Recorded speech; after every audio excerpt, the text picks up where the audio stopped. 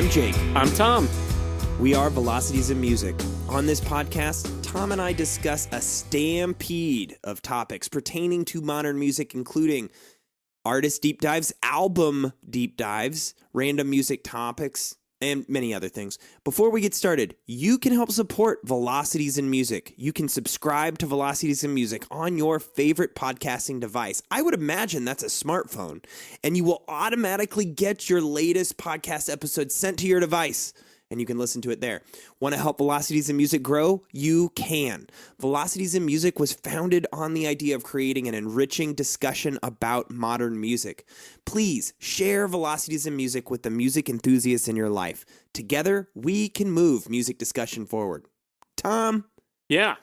Happy Valentine's Day, my friend. Oh, you too, dude. Yeah, it was a little Valentine's Day recording session. Yeah, I mean, it's Valentine's Day 2019, and somehow we convinced our wives to let us talk about music. Yeah. But, you know, it does kind of make sense because today we're doing an album deep dive. Yes. Which is a meticulous breakdown of a classic album, which is something that I really value. I really like doing this. I feel like, Tom, it gets us back to our roots. It does. It allows us to explore some like modern music, but not like 2019 albums. Right. Which of course we're still listening to, but it's good to go back. It's good to dive deep into something that everyone should be familiar with. And the album that we're going to review today is certainly an album that everyone should be familiar with and is perfect for Valentine's Day because who doesn't love Bob Dylan's Blonde on Blonde? So, Tom. Yes. Blonde on Blonde. So, Bob Dylan just has a couple records out, right? Yeah, a couple hundred, it seems. Couple hundred. Now, when did this one come out? This one came out in 1966, right? Kind of in the middle of the year. So, do you have any of that beautiful historical musical nuggets that you'd like to lay upon us? I do. All right, let's do this. Probably more than you're expecting, because let me tell you, I think I'm ready. In order to set up Blonde on Blonde adequately, I think we got to go way back to the beginning of Dylan's career. We're going way back. Because here's the thing. I want to say, first I want to take a moment and connect with all of the people out there who do not like Bob Dylan, because I understand where you're coming from. I used to also not really like Bob Dylan. He's one of those artists I always felt was kind of overrated until I actually started listening to him. There was a time I thought you were crazy. Yeah, I know. You always liked him. I did. Yeah. And here's the thing. This is one of the few artists, period, that I liked before you did. Almost every other artist that I liked, you liked before I did, and probably showed them to me. No, this was a big one, definitely. I think you overstate that fact a little bit, because you've gotten me into a lot of stuff. But Bob Dylan is a big one. I mean, he's one of the biggest artists out there. And he's really a small man, though. If you say so. I don't know. I haven't met the guy.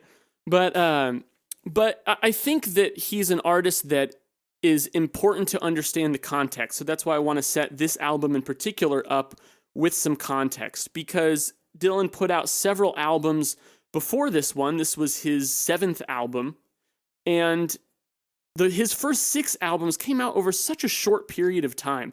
His first album, his self-titled album, came out in 1962, and that album is really just kind of a reinterpretation of a lot of blues standards, covers, traditional folk type stuff.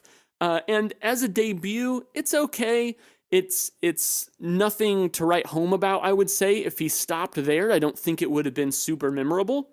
But people listen to it because it's Bob Dylan's debut. I actually think that it's a little bit underrated, personally. I think it's a pretty good little album, but I think compared to the stuff that he would do after that, it certainly is easy to be overshadowed by this looming catalog that would come after it. His second album, the Freewheelin Bob Dylan, came out in 1963. That's my personal favorite one. I don't know about you, Jake, but maybe we'll get into that later. But I love the Freewheelin Bob Dylan. It's a largely just acoustic guitar, vocal, and harmonica album. There's a little bit of extra instrumentation on like one track, but it's a pretty simple, straightforward album. But that's where Bob took his his sound to make it his own. He wrote a lot of the songs himself. He started, his lyricism got much better. He basically started coming into himself as an actual full-fledged artist on the Freewheelin Bob Dylan. To me, it's a masterful album, but still, the point I'm getting to is it's very stripped back. It's still very stripped back. On his next album, The Times They Are Changin', first of two albums that he would put out in 1964, it still had that stripped back folk sound. He was writing a lot more kind of protest songs and social commentary, whereas, the Freewheelin Bob Dylan had some kind of introspective and surreal type tracks. It was a little more personal and a little more relatable. Then he shifts a little more into protest songs. His second album that came out in 1964 and his fourth album overall, Another Side of Bob Dylan, is still very acoustic guitar driven, but also had some piano on there. He's starting to mix things up a little bit more. And his voice is also changing too. It's not just kind of the twee, youthful folk vocal that it was in the beginning of his career, which, keep in mind, was only 2 years prior to this, but it's starting to become a little more hearty, a little bit more raspy even, and he's just getting more personality behind it. And throughout this period, he's based in New York City, right? Yes, yeah, that's very important to note as well. That his early career really largely took place up there. So 1965 comes around, and he puts out two albums that totally change the game. And that's Bringing It All Back Home and Highway 61 Revisited. And these are huge game changers because he's incorporating a full rock band. He's incorporating electric guitars. He's got drums. And this is something that a lot of purist folk musicians were really not doing at the time. And a lot of purist folk fans were not really digging at the time. But by that point, he had gained enough popularity, enough notoriety, enough respect in the folk world that some people were coming along with him. By the way, this is all very off the cuff, very, very summarized Cliff Note version. Obviously, there's a lot more to say about what was happening at the time, but I'm really just trying to get us to Blonde on Blonde and giving you a little bit of setup. What was interesting about Bringing It All Back Home is that one side of the record was rock, essentially, full band, and the other side was still the acoustic kind of ballads and folk that you would expect from Bob Dylan. And then Highway 61 Revisited, he just committed entirely to that rock sound. So, Highway 61 Revisited comes out in the summer of 1965, and right before that was a notorious incident in late July 1965 at the Newport Folk Festival, where Bob Dylan actually got booed, and largely it is believed because he was playing electric instruments and he was playing with a full backing band. That's not really what the spirit of the festival was all about. Some say that it was more because he came on and played such a short set. Some believe it was more about the electric instrumentation. But regardless, the point is that some people really did not embrace that new sound. So through the rest of that fall of 1965, Bob Dylan was doing a lot of touring. And he had a couple people drop out of the touring that he was doing, became a little too much. Guitarist Mike Bloomfield and Al Cooper, keyboard player, who had become a big part of Blonde on Blonde, were touring with him. They dropped out. Bob Dylan needed a new band. He recruited this band, Levon and the Hawks, who would eventually become the band, Levon Helm and the rest of the band there. And he got them to replace the touring musicians. So at this point in the fall of 1965, they were going to start recording Bob Dylan's next album and kind of going into that winter. And they started trying to record this and cut some tracks in New York, and it just wasn't turning out. And this went through like January of 1966. It went into the new year as well. Bob Dylan was trying to record, but he really was not satisfied with the outcome of the recording sessions he was doing in New York with the members of, who would become the band. Levon Helm, actually, oddly enough, wasn't playing drums on those sessions, but it was the rest of his band. He was working with his producer, Bob Johnston, on these sessions, who urged Bob Dylan, you know what, you should go to Nashville. You should go to Nashville, you should get some of the musicians that live and work in Nashville, and work on this album with you. But Bob Dylan's manager was very against it, but eventually Bob decided to give it a shot, and he went to Nashville. The only member of the band he was working with in New York that he invited to come along was Robbie Robertson, guitarist from the band. But, Robbie didn't play guitar in the whole album. There was a lot of musicians that kind of came and went throughout it. Quick question, then please continue. So you mentioned that he had started recording in New York City, then takes Robbie Robinson all the way to... Robbie Robertson. It's all right. Yeah, that totally makes it better. Goes to Nashville and starts recording in Nashville. Did the recording sessions that happened in New York City, did those also make it to the final album? Or no, only one track did. We'll be talking about that track once we get there. But he tried recording several tracks, some of which would end up getting recorded in Nashville and would appear on the album. Some of which were just abandoned for the time, or I think maybe one or two were released as singles. But he just was not satisfied with them. He did keep the one cut, but everything else was recorded in Nashville. So when Bob Dylan got to Nashville, one thing that he did is he had a piano put in his room, and Al Cooper, the keyboard and piano player for the record, who also played on Bob Dylan's song Like a Rolling Stone from Highway 61 Revisited, very notable song. Not Alice Cooper. Not Alice Cooper. Okay. Al Cooper. Completely different person. Completely different. That would be a crazy connection there. What a career change.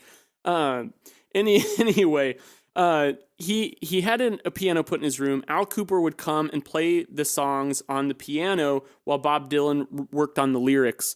And they would kind of hash them out together.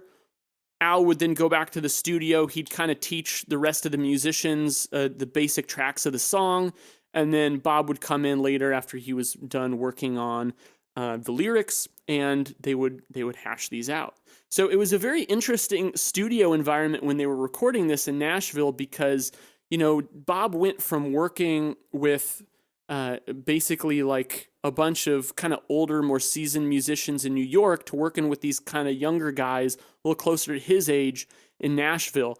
He deliberately in the studio took down the soundproof barriers that separated the musicians so that it had a more open kind of live jam feel. And he was so focused on the lyrics, and these songs were so not finished yet, that he would have the musicians in the studio and they would just be playing cards while Bob finished the lyrics, and then whenever he was done, they would go cut the track, and that was that. And that's how he recorded albums in Nashville in the mid-'60s. So that's what he did. He wanted to make a true Nashville record, and that's what he did. By the end of the sessions, which were recorded, pretty quickly, he found he had enough material that he liked that he decided to make it a double album, and it became what is now referred to as pretty much the first rock double album, preceding Frank Zappa's Freak Out by, I think, just a month or two. So that's really cool. Interesting tidbit. So Tom, I have to compliment you. That I have joked on this podcast for many years now that you are a resident music historian, but my God, man, that was impressive. Nice work. Well, thank you. Because I read this stuff and did my research, but I could not regurgitate that without notes like you just did. That was impressive. Well, all right. Well, thank you. Tom, are we ready to dive into the tracks? I think it's time. Did I set us it's up time enough? to dig into the music. All right. This album, and I've been looking for this album on vinyl for a number of years now, since I started collecting. And Tom, when you came down and visited me in Arizona last September, we were out on a massive record shopping spree before a 9 Inch Nails show, and I actually found Blonde on Blonde for a good price. I'm a good luck charm, man. You really are, in more ways than you know, Needy. But listening to this on vinyl really, to me, it was the experience that I wanted. Now, preparing for this podcast, I listened to it many times on Spotify for sure. But the vinyl presentation to me is a little bit different because this is an album, as Tom, as you just said, is a double album, but it's broken into 4 sides, and those 4 sides are cleverly structured with about 4 songs on each side, if not 5 on side 3, and then the last song on the album, side 4 of disc 2, is Sad-Eyed Lady of the Lowlands. And we'll get to that as we move through the album, but I wanted to note that the album does have a strange structure because you have a double album of a bunch of songs on it and then a epic ending of 11 and a half minutes. Mm-hmm. So just to get a sense for the structure of the album. So the before we dive into the music, I do want to talk about like the unboxing experience of looking at this album cover, because to me, this is an iconic album cover. It is, yeah. It's just a picture of Bob Dylan. He's wearing a scarf and a jacket. He's got a big old set of hair, like mid-60s curly set hair. Of Dylan. Hair. Yeah, you like that? I mean, it's not just hair; it's a set of hairs. You know, he looks like a cool, laid-back dude. But the thing about the album cover that makes it kind of intriguing is that it's very warm. In just its coloring, but it's also distorted. It's blurry, just a little bit, and that was very intentional. Mm-hmm. And I think does a great job of parlaying what you're about to experience in the music. Yeah, and I think it just has that off-the-cuff feel. You feel looking at the album cover like you are taking in this candid shot of just a guy outside in the cold, right? Which is essentially what it is. And the album is really just a quick capturing of these musicians playing in Nashville. Yep. It's all very pure. It's all very, I don't want to say unrehearsed because obviously they rehearsed, but it's not overdone. It's not super tight. Right. Yep. It's more of a collection of different instruments, of amalgamation of different instruments. As you were saying earlier, Tom, the sound really evolved on Blonde on Blonde. So the first track on the album, Tom, is called Rainy Day Woman, number 12 and 35. I have no idea what that means, but I guarantee you 99+% of people who listen to this podcast have heard this song. Mm-hmm. This is Bob Dylan's iconic "Everyone Must Get Stoned." Everybody. What's he talking about here, Tom? Like, is he actually thinking that people are going to throw rocks? Is that the subject of this song? I do love the double entendre in the lyrics there with "Everybody Must Get Stoned," because obviously there's the drug reference and there's the interpretation of, like you said, like getting stoned in the biblical sense, right? In the more violent sense.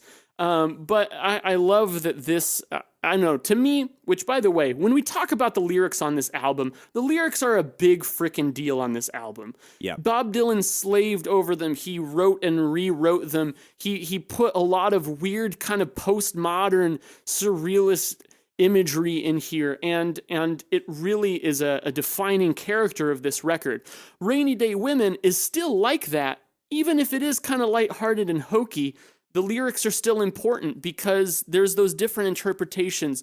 To me, the way I listen to this song is I feel like it's a fun play on the relationship between men and women, and he is deliberately taking that violent stoning imagery and using the same terminology that you would use for a drugged out, intoxicated, stoned kind of mindset, Yep. That women can be intoxicating and women can also ruin you.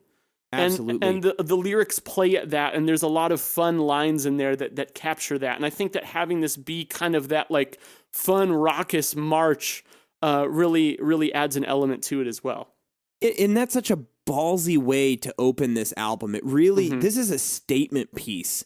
Because what in comparison to many of the other tracks we'll talk about on this record, this song almost feels lighthearted and silly compared to the rest of them. Yeah. And it starts off, you have, these horns, the obvious sound of a trombone pulling its slide in, and that is just such a different way to open an album in 1966. That is just it has a ragtime feel to it, very much different than Dylan's earlier music, and just really made a statement for how the rest of this album was going to go. One of my favorite things about this opening track is the harmonica that, of course, is a staple of Bob Dylan music, but is obviously taking on a different role in Blonde on Blonde. It's a part of who Dylan is, but he's presenting the harmonica in a little bit of a different way here. On Rainy Day Women, the harmonica sounds frenetic. It's not pretty, it's not beautiful, it's not emotive. It just sounds like he's wailing on the thing, and it's gritty, and it's crazy addictive because of that. Yeah, this song is really an outlier in terms of mood and approach for the album, and it had to be the first track. Like, if it was going to be on the album at all, it couldn't have just come in the middle of the album. Like, Agreed. It was first track or nothing. And I like that when I'm listening to an album, to listen to a first track and just go, yep, this had to be there. Like, that is the right context for this song. But in a way, even though it's different from the rest of the album, it still succeeds in setting an expectation in terms of the fact that the full band is there for nearly all of the playtime on this long double album. And they actually play somewhat loosely. That's something you mentioned earlier, Jake. They feel a little loose. They're not super, like, studiously tight. And also, the hard panning on the stereo version of this record makes the band feel even a little bit more disconnected, because you get, like, some instruments only in the left or right channel. Oh, that's so a good point. it creates this kind of isolation, and you feel like the musicians are hardly even communicating when they're playing, even though in the actual studio environment, they were very tightly packed in a pretty open space. It feels like it's almost on a sound that's like constantly on the brink of collapse at any given point, but somehow they just manage to keep it together. Track 2 on Blonde is called Pledging My Time. This is a blues song through and through, and in my opinion, this is performed and composed at just an exemplary level. Poison headache, but I feel alright. I'm pledging my time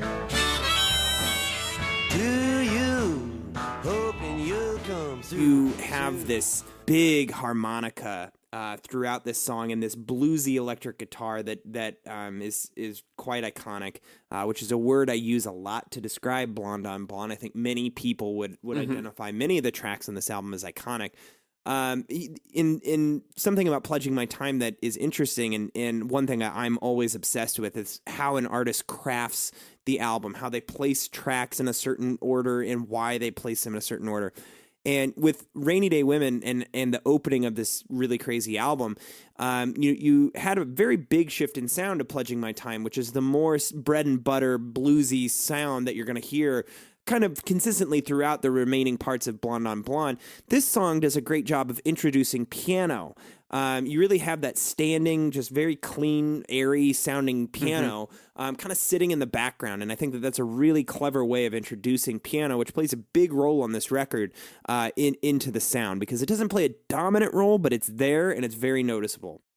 Pledging My Time also for me is memorable on this album because it contains what I would consider to be the most biting and annoying harmonica note of all time. There's a spot in the middle of the song where he just holds out this harmonica note that is soul-piercing for an extended amount of time. And quick story, Jake. So I love listening to Blonde on airplanes. It's one of my go-to flight albums because it's a long album and it keeps me engaged all the way through. So it just helps me get where I'm going, in my mind a little bit quicker. And I can always tell when I get to that harmonica note on Pledging My Time, it perforates my actual headphones, and I can tell that like people can hear that if I'm listening to it loud enough. Like the people sitting next to me are like, what the hell? Like, is an alarm going off or something? Just this piercing note. It cracks me up, and I think of that every time. That's awesome. Track 3 on side 1 of Blonde on Blonde is Visions of Johanna. And her lover so entwined, and these visions of Johanna that conquer my Which is more of mind. a classic folksy Americana track. You have a little bit of organ going on in the background. It's a very slow tempo and, kind of lethargic vocal delivery from Dylan. You have this big harmonica solo in the middle, but keep in mind, this is a 7.5 minute long track. It's the second longest track on this record. And really encompasses a bulk of side one of Blonde on Blonde. And it really kind of plays out very nicely, but it's so slow that big harmonica solo in the middle of the track really kind of sets this thing up as the highlight of the big piece of side one of the record. Yeah, Visions of Johanna is one of Bob Dylan's more notable songs, and once again, it's a lot about the lyrics. The melody is still great, the instrumentation is great, but to me, the lyrics are the standout. I mean, he'd been doing stuff like this since like Another Side of Bob Dylan, like Ballad in Plain D, which is a longer, more storytelling track, right? Simple, focuses on the lyrics. That's kind of what he's doing here. I mean, but when you get songs upwards of 7 minutes, that really still the structure is very just... It's like a lot of verses and choruses, right? That's pretty much all it is. You're left just focusing on the lyrics, but the lyrics are so good. And even the whole structure is around driving you into the lyrics. Right. And the thing is, it's almost like James Joyce. James Joyce is a writer that I struggle with, actually. Ulysses is like the one novel that I've started reading, and I'm like, this is too much for me right now. So lyrically dense, so rich with metaphor, that I think it's going to turn a lot of people off because they're going to see it just as drivel. They're going to say, this doesn't mean anything, it's just a stoned dude writing whatever sounds deep and poetic to him. I'm basically channeling my brother Pat through that. He really hates Bob Dylan and his lyrics.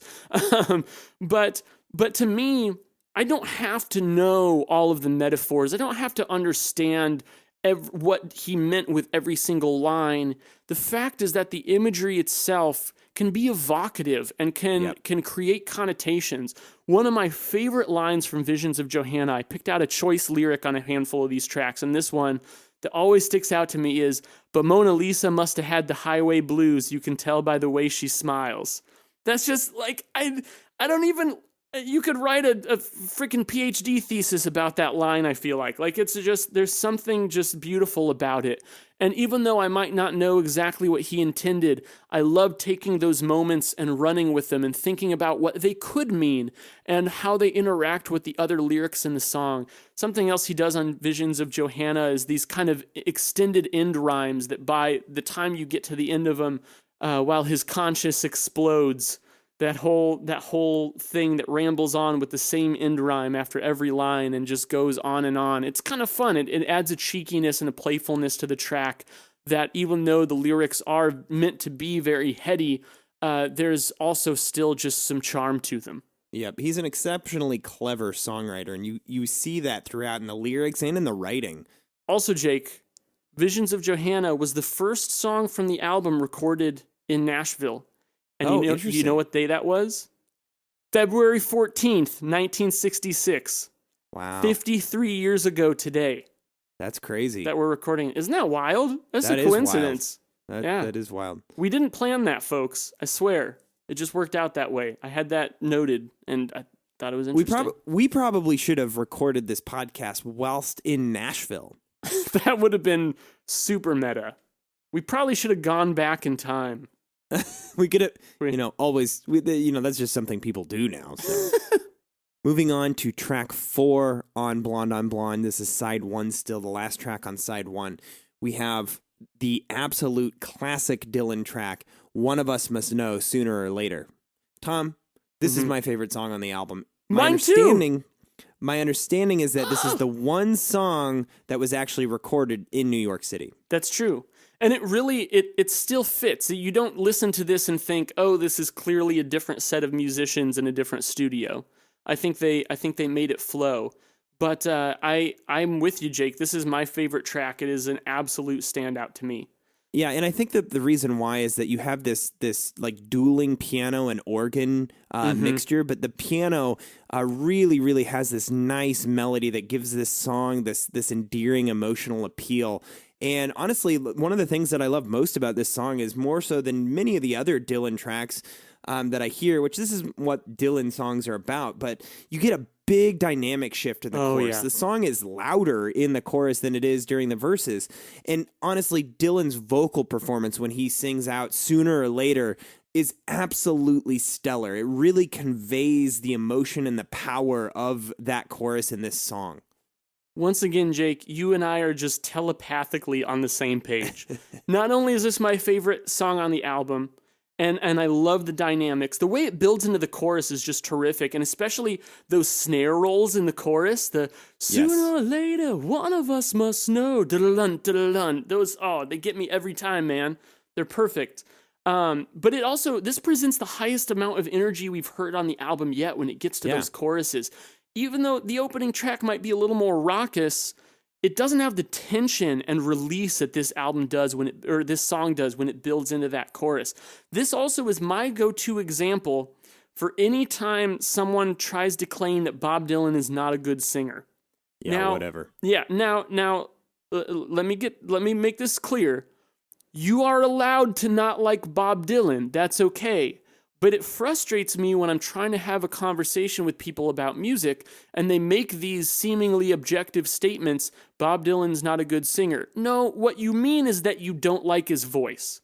And that's okay. But not liking someone's voice and claiming that they're a bad singer are two very different things. Because what Bob Dylan exemplifies in spades on this track is his ability to hit pitch, his ability to convey emotion, his absolute control of his voice dynamically, his mastering of just little off rhythms, almost in a Frank Sinatra-esque style, which is why I was not very surprised when he put out a Frank Sinatra cover album not long ago.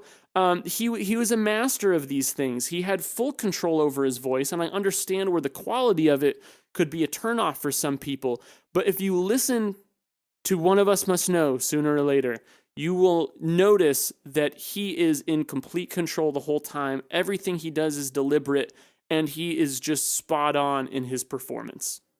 Yeah, good point. It really does highlight his vocal ability, and which makes it even more intriguing when you hear him singing in kind of a off-kilter or off-pitch sort of way, more just kind of stoned way, I guess I would say, is he's doing it intentionally. He can sing it prettier. He can sing it in a way that is more technically accurate.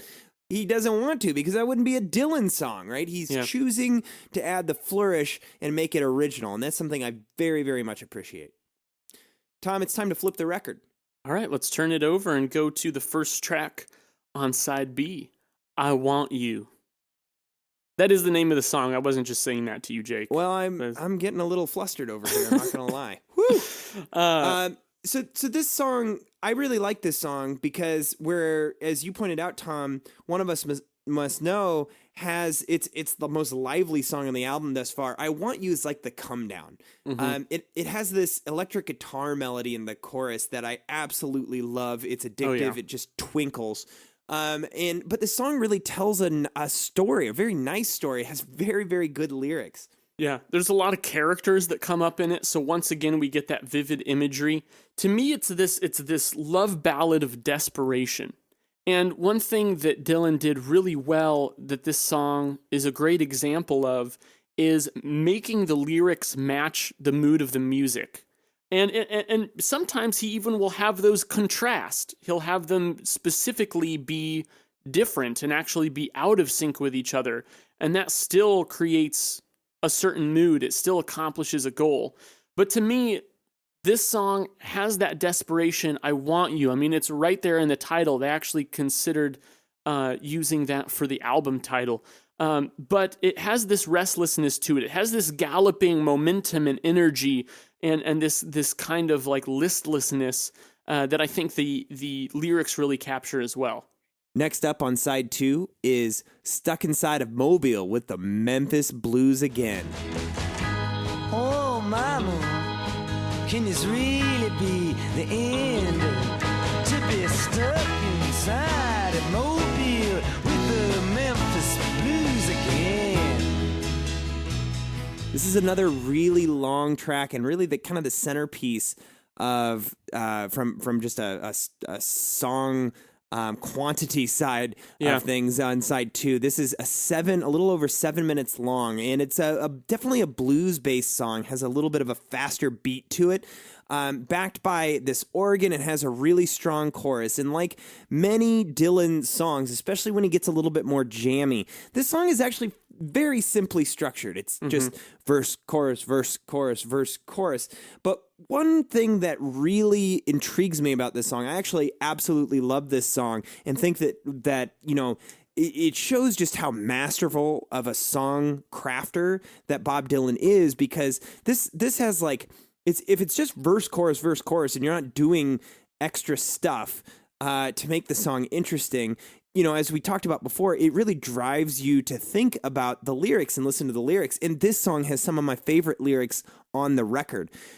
Combine that with every time he gets to the chorus, he is actually changing the way he sings the chorus, which keep in mind, the chorus is like 8 bars. It's like one lyrical line.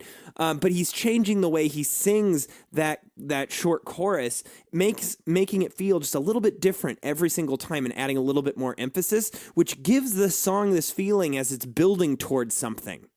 And that is genius, that you can take something so simply structured and give it so much dynamicism. Yeah, on top of that, I really love, you mentioned on a previous track the kind of dueling piano and organ. Here you've got Al Cooper's organ line, which is all over the place. One of those, like, he probably couldn't play it the same way again if he tried, kind of takes, versus this, like, kind of fluttering guitar that's just this beautifully panned kind of duet around the rest of the instrumentation and the lyrics. But I love when it drops into that chorus, kind of builds back up, and then comes back down into the verse with that kind of thunking bass line, that dome, dome, dome, dome, dome, dome. It's a great song. I think that stylistically, there's not really a whole lot more to say about it, but I think that's kind of how this album is. It's just a lot of really strong tracks. So we will move forward from there and go to the next track, which is Leopard-Skin Pillbox Hat. I don't mind him cheating on me, but I sure wish he'd take that off his head. Your brand new leopard-skin pillbox hat. Well, I see you got a new boyfriend. This is one of my personal favorites, and especially... Really? Yeah, especially coming out of One of Us Must Know, I Want You, Stuck Inside a Mobile with the Memphis Blues Again. A few songs that, while I wouldn't really call them like downers, they're more blues. One of Us Must Know, sooner or later, is more about a failing relationship. I Want You is a desperate love ballad. Stuck Inside a Mobile with the Memphis Blues Again is, a blues song about being stuck somewhere you don't want to be. With Leopard-Skin Pillbox Hat, I think it gets back to a little bit more of the fun and charming side of it. It's a big satire or parody of materialism and status, and I love that with the lyrics, with Dylan singing about this leopard skin pillbox hat that this woman has, which the hat itself is more the focus of the song than the woman. She doesn't even have a name within the song. It's all about her hat. And I love that in doing that, he's just making a mockery out of materialism. And I think that's so much more effective and potent than being like angry or cynical, writing some kind of protest song about that kind of world and that kind of lifestyle. He makes the idea of caring so much about an object just seem silly, and it's way more effective than something darker would have been, and it fits on the album better as well. So while I don't think this is necessarily one of his deepest tracks, I think for where it is in the album, it always jumps out to me, and I always really enjoy getting to this one. Yeah, what's funny, Tom, is this is also one of my favorite Dylan songs. This is probably one of, I was thinking about this earlier, and it's definitely one of the first songs by Dylan that I ever fell in love with.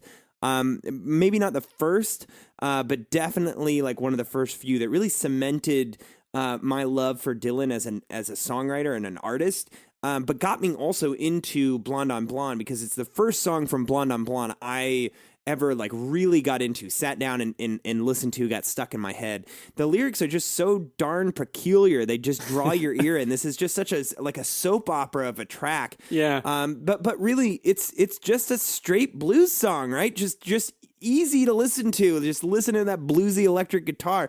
Basic 12-bar blues, and it's loaded with style and originality, and it's all because of Dylan's vocal presentation. All right, moving on to the last track on side 2 of Blonde on Blonde, we have Just Like a Woman. Are you fake just like a woman? Yes, you do. You make love just like a woman. Yes, you do. Then you ache. So this song, hopefully you've heard of Just Like a Woman. This is, I think, one of the more iconic Dylan songs. Certainly appears on every like greatest hits, best of Dylan playlist or mix that you'll ever listen to.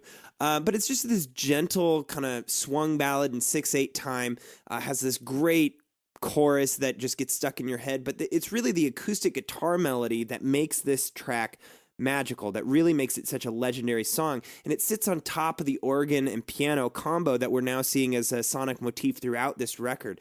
This is just a really straightforward, very great ballad, and it ends in this really kind of pretty yet dirty at the same time harmonica solo, which is just so quintessential Dylan. This is probably the most downer of a song that we've gotten on the album so far, but I think that where it works is its sentimentality is still uplifting and endearing because of the lyrics. This could have just been like a very stereotypical kind of like breakup relationship song, right? But even though it's called Just Like a Woman, and it's clearly about his, kind of, being filtered through his experience with this woman, it's still more about her than it is about him, and about her relationship with herself. And it's less about the loss of a person externally and more about losing oneself. And I think that that's a really interesting approach to take when this song could have been just so much plainer. And because of that, to me, it doesn't come off as feeling like a sad song. It just feels introspective and fits a little bit more with the rest of the album. So we're changing records now, right, Jake? We're changing discs. I got to change the disc. All right, so we're putting on side C, and we are going to, most likely, you go your way, and I'll go mine. And I'll go last. Then time will tell just who has failed and who's been left behind. When you go your way and I go mine. Which, coming out of Just Like a Woman, picks up the energy a little bit more. This is a more blues rock track with some more burgeoning intensity. Starts with some nice harmonica and guitar and just a melody, an instrumental melody that's really pretty infectious. And then Bob's vocals come in, and it just feels like you're back into a nice rock track. Yeah, I think that this is definitely one of the more rock-oriented tracks on the album. I really like the drum beat. It has this, just snare, driving snare drum that really pushes it forward. You got like double electric guitars doing different things and kind of trading off noodling bits while they play chords in between. And then you have, just subtle organ, your bass. But then what I love about Dylan is he throws in these random instruments just to add a little bit of sonic diversity. There's a little bit of trombone in this. I played trombone many years ago, and so I always try to like pick out trombone instruments when I hear horn. The next track on side 3 of Blonde on Blonde is Temporary, Like Achilles. You know I want your loving. Honey, why you so hard? This song, I gotta say, like, this is a little bit more of a challenge for me. This is one of the songs, a few songs on this record, I'm like, did we really need this one? But it's still a good song. Maybe I'm alone in this, but to me, it just didn't live up to some of the rest of the tracks on the record. It's more mellow. It's not quite a ballad, just slower and bluesy, where you have this electric guitar and piano bass.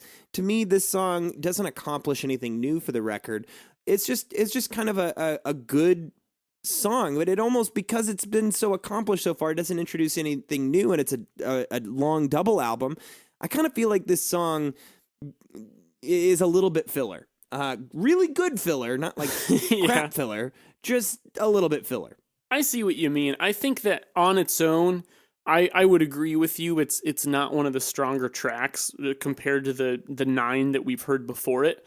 The one thing that I think it does serve to the greater album context is it is the biggest step down in energy that we've had yet. That's a good point. In terms of just like tempo and momentum, and we're pretty far into the album at this point. So it feels a little bit like he's giving the band and giving the listener a little bit of breathing space. But out of that context on its own as a track, I would agree with you, Jake. It's not a highlight for me. What's cool about this, I mentioned that Temporary Like Achilles is a little bit more mellow and slow. Moving on from that, the next track is Absolutely Sweet Marie, which is a great song on this record, on the back half of this record, which is much more upbeat.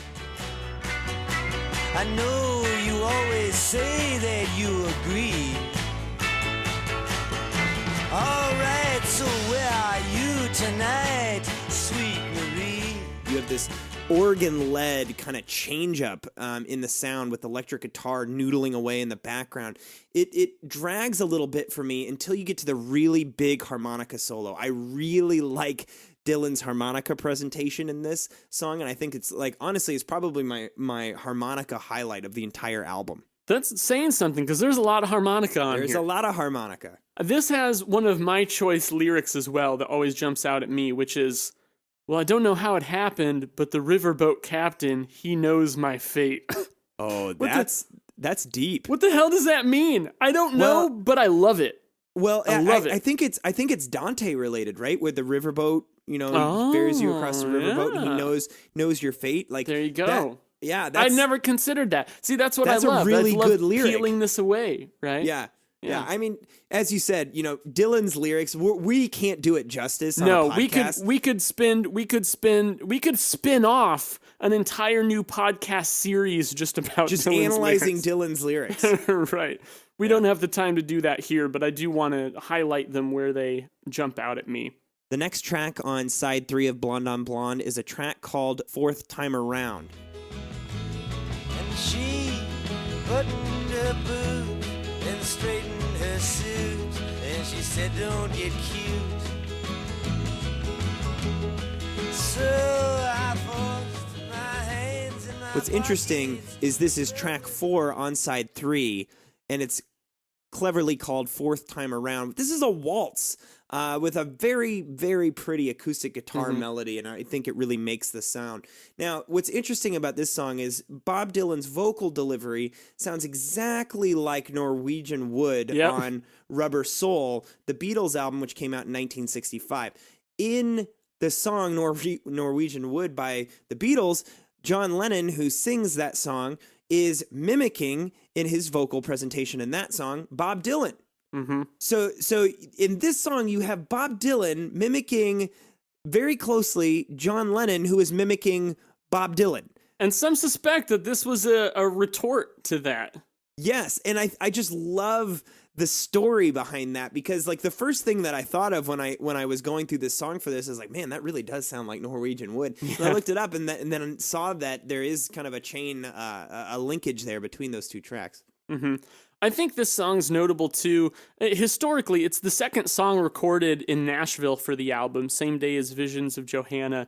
But also musically, what it serves is, to me, I realize when I get to this track, the intro of this song is one of the only moments on the album where for any longer than like a couple measures, there's only one instrument playing and not all of them. This is a very full band album. And after we get through all the tracks, Jake, I want to talk about some general themes, but one that I'll get more into is the fact that the instruments are playing like almost all the time. Yeah. Like all the damn time. This is the one spot of relief that, like, once I put on my reviewing hat and listened to this more critically, I realized I'm like, these guys are going nonstop until they get to track 12, Fourth Time Around, and then like at the beginning of the song, they strip it back a little bit, but you don't get much of that before this. The next song and last song on side 3 of Blonde on Blonde is obviously 5 Believers. Make it without you if I just didn't feel so all alone. Don't let me down, To me, I love this song's placement. This is one of my favorite tracks on Blonde, and this, you know, kind of dueling melody going on between the harmonica and the electric guitar. You know, it's just one of the best melodies on the album, and this song just rocks out. It's the right amount of intensity, right at the right point in the record. The last track on side 3. Going into, you know, the second to last track on the entire record, it really just kind of puts a cap on everything you've heard before. Moving on, we got to flip this record, Tom. We're moving on to side 4, disc 2, which only has one song on it, the 11.5-minute Sad-Eyed Lady of the Lowlands. So you put this song on, and when it starts, you're like, oh, this is nice. It's kind of this soft, you know, crawling Dylan track. You know, you're just in for another little bit of what you've been listening to, but then it kind of goes on and on and on and on and on and on. I have to say, I think this is just a track to fill the last side of the album. I personally don't like this track. I don't think it should be on the album. It's just like, if it was like 2-3 minutes long, yeah, it'd be great, but it's not. It's 11.5 minutes long. And if you want a case study in double albums and long songs, and do they justify their length, this is a case study of how a song and a double album cannot justify its length. Yeah, I think that's fair. I think there is something kind of like epic and ceremonial about flipping a record over just to listen to the one song. It kind of makes a statement in itself, but I see where you're coming from, that like musically this doesn't, you know, doesn't really justify itself. I think it's Bob Dylan. It's not Pink Floyd. Right. Right. And he certainly isn't taking this song a lot of different places. It's another case of where it's all about the lyrics. But I don't actually feel like, and I'm sure that a lot of really like, you know, Dylan heads, they're going to disagree with you, Tom. Purist Dylan critics are going to disagree with me, but I don't think that this is a lyrical highlight. It's an ode to his wife, who he had recently married at this point. But, like, you know, I understand that from an artist perspective, but from a listener's perspective, do we really want to listen to 11.5 minutes of that? You know, I don't think it's one of the stronger tracks on the album, even if it was shorter. But I do like the way that it quickly builds into each chorus and then drops just as soon as you got there and kind of goes back into the verse. It's kind of an interesting use for that. I think it's neat too. This has just a good story behind the recording of it, which is that this is the 4th song recorded for the album. It was recorded at 4 a.m. the second day in Nashville. The band had been in there for hours hanging out, and Dylan was just working on these lyrics, and apparently he just waited that long to stop writing the damn lyrics. He had so many lyrics. The band had no idea how long the song was. They just kept going until Dylan was done. So they'd start playing, and they'd go into the last chorus, and they'd think, all right, we got to make this chorus the biggest chorus that we've done yet, because this is probably going to be the last one. And then Dylan would just keep going, and he'd do another chorus, and he just dragged them along for 11.5 minutes. So I think that's kind of a funny image to put in your head of the band working on this, but I think it's also just a good example of how they kind of threw this together, with Dylan being the band leader and the rest of the band just kind of being in the dark for what his actual vision of the album was. Plus, you know, it's 1966. People aren't writing 11.5-minute blues, rock, folk songs. Like that wasn't really a thing, and I think it's important to note that Dylan was doing some unique stuff there. But anyway, before I ramble on too long, I'm with you, Jake. I don't think that this song is necessarily a highlight, and I think we've got to be objective about that and true to ourselves, and not worried about all the Dylan acolytes that might come banging down our doors saying that history has proven us wrong. I mean, the thing is that this is obviously a great album.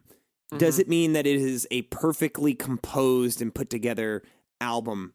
No, it's not. And actually, that's what makes it so special, is because it was so original at the time. It changed, it redefined Dylan as an artist, and really this entire genre was kind of bent in a different direction with the release of this record. And, you know, while it's not perfect, it still has so many just perfect tracks on it, that's what you think of when you come back to it. And the vast majority of this album is absolutely superb. Now, it's kind of cool, Tom. You mentioned that the first track on the record had to be the first track. The last track on this record had to be the last track in the story that it tells. And really, this album is a collection of stories, and that's what I love so much about it. And it kind of builds this like tapestry of Dylan's life at the time. And 53 years later, it's like a time capsule that allows us to peer back on decades of time and music and look at what life was like back then. And what's cool about that is there's so many similarities in the things that he's saying that resonate with us today. And I think that's what makes this music timeless. Is it applies just as much today as it did in 1966. Yeah, I would agree with that, Jake. And to kind of give my parting thoughts here, I want to give you a little story. So the first time I listened to this album was when I was in college. And Jake, as you recall, in Ames, Iowa, we had Hastings, right? And I spent book and music store. Yeah, books, music, movies. They had used books, used CDs, used DVDs, and I would go there all the time, and I spent like most of my fun money on just buying used CDs. And I bought Blonde on Blonde there because I hadn't had much exposure to Dylan, and of course I was very familiar with his name and thought, well, I should give him a shot. I think Blonde on Blonde was there for like $5 or something, so I bought it. And I listened to it, and I was rather unimpressed. I couldn't say that I hated it, but for someone with such a sterling reputation and for an album that I'd heard heralded as a masterpiece, it didn't really click with me. I was kind of like, well, this just sounds like a blues rock album. I've heard this before, right? But I think what's important, first off, that I was missing at that time is that context.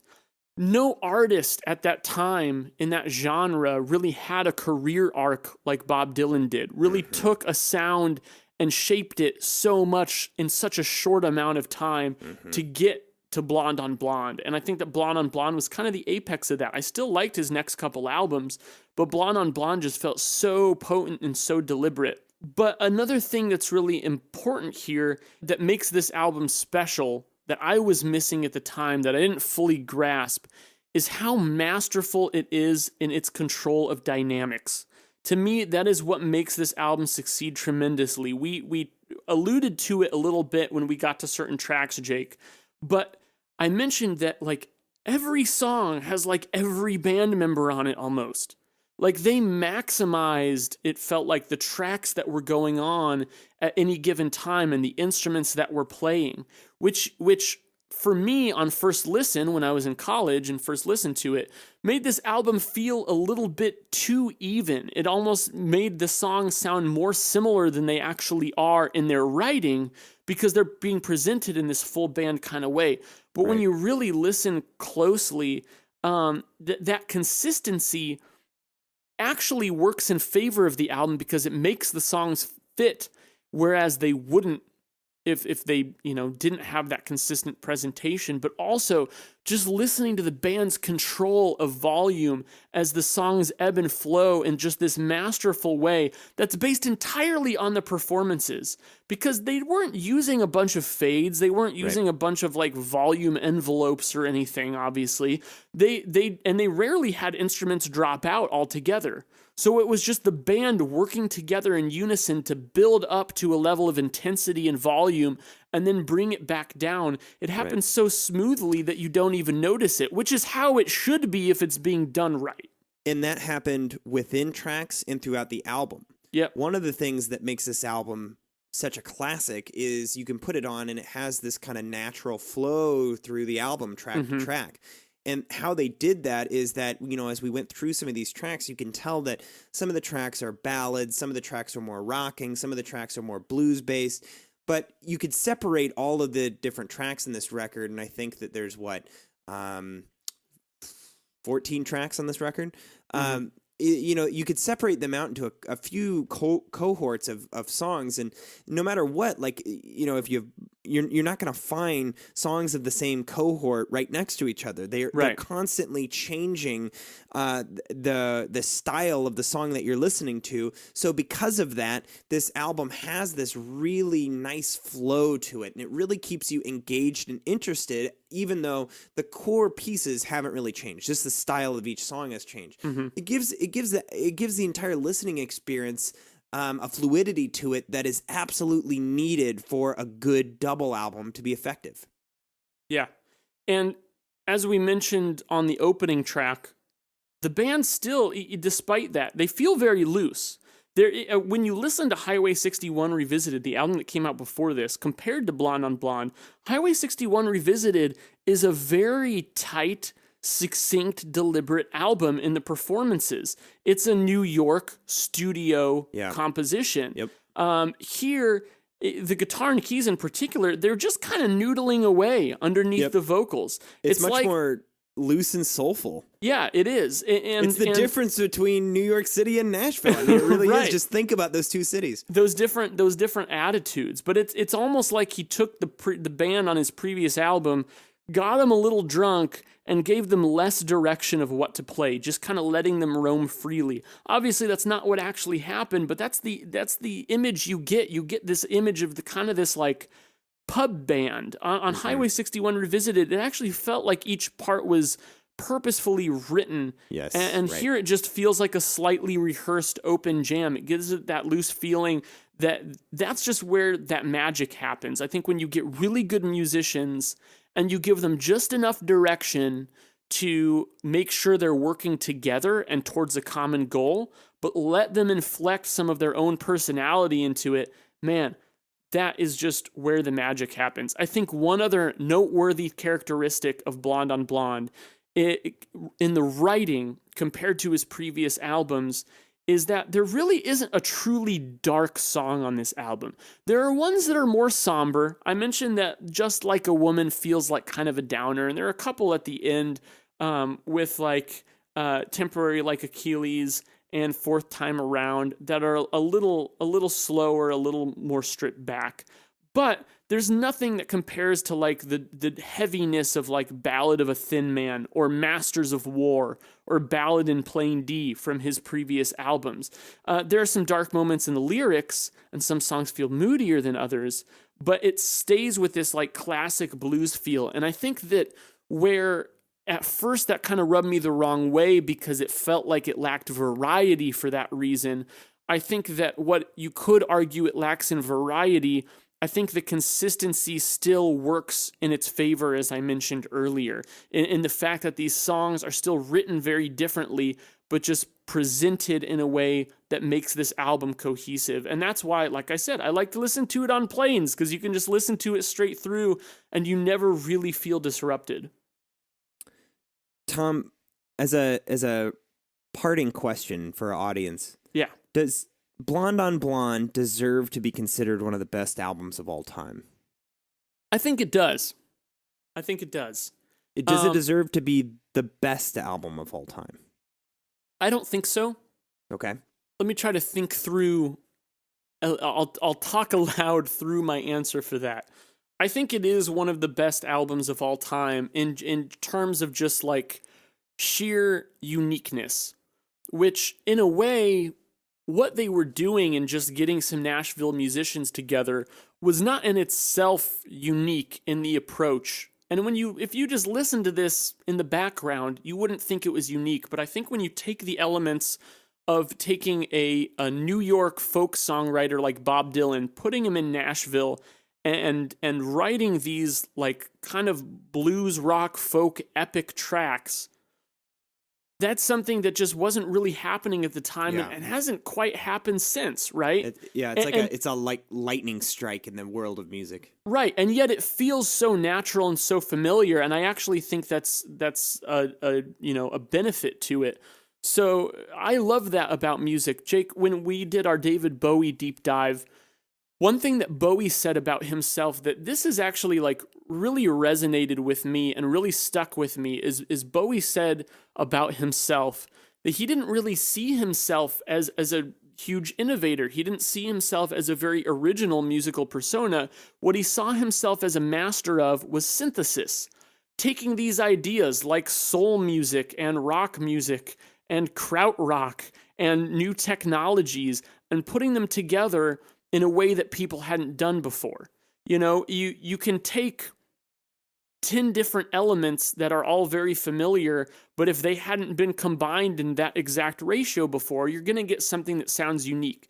And I think that that's what Bob did on Blonde. He was taking concepts and individual ideas like a Nashville kind of blues country band and like folk lyricism and storytelling and his own kind of, you know, unique, gravelly yet smooth voice, and putting them all together in a way that I just don't think had been captured and really hasn't been accurately mimicked since. So I think that for uniqueness, yes, and quality of writing consistently, it does deserve to be one of the best albums. Also, I think there's something to be said and just something beautiful about the notion of a handful of guys getting together in a studio and just hammering an album out in a short number of days. I mean, people don't really record albums like that anymore. And I think part of that is because, well, first off, our lifestyle has changed, technology has changed, allowed us to do different things, but we're also just much more distracted. It'd be hard to find a group of musicians as competent and worthy of playing Blonde and recording it in just a number of days as the group of musicians on this album. So I think just, to me, there's something very pure, and personally, it means a lot to me, the fact that someone just with a guitar and a harmonica could go to Nashville, write a genius album, get the right people to play on it, and capture that magic in only a few days and put out an album this masterful. Like the romantic in me loves that. Yeah. So I really like that, and for that reason, I think it also deserves to have its spot as one of the best albums of all time, because I think that there just needs to be a place in music history to remind people that you don't have to spend years perfecting an album. You can just get a group of people together and sloppily perform it even. And if the ideas are good enough and you're committed to your idea, then it's going to turn out good. But I also will say that, a little bit of the snob in me doesn't quite think that it can be the best album for that exact same reason. I do like for there to be a little bit more. I tend to lean towards music that's a little bit more highbrow and a little bit more artsy in the execution of it. So I wouldn't call it the best, but I do think it deserves to be up there. Nice. That was a long answer to your question, wasn't it? That was a solid 5 minutes. All right. Well, there you go. Sorry you asked. Literally nothing I can add to that. So, Tom, you mentioned when we were starting that this isn't your favorite Dylan album. That you mentioned that I think his second album was. Yeah, Freewheelin Bob Dylan. So this isn't my favorite Dylan album either. I believe mine is Highway 61 Revisited. But this has always been a second favorite for me, just because it's a little bit more challenging and inaccessible to get into, but its reward is so great. Mm-hmm. It's second favorite for me too, right behind Freewheelin Bob Dylan. This is the one I come back to the next most. So I want to hear from all those listeners out there. Do you guys have a particular favorite Bob Dylan album? And is it Blonde on Blonde? Why or why not? We'd love to hear your responses. Feel free to shoot us an email or a Facebook post. We'd love that.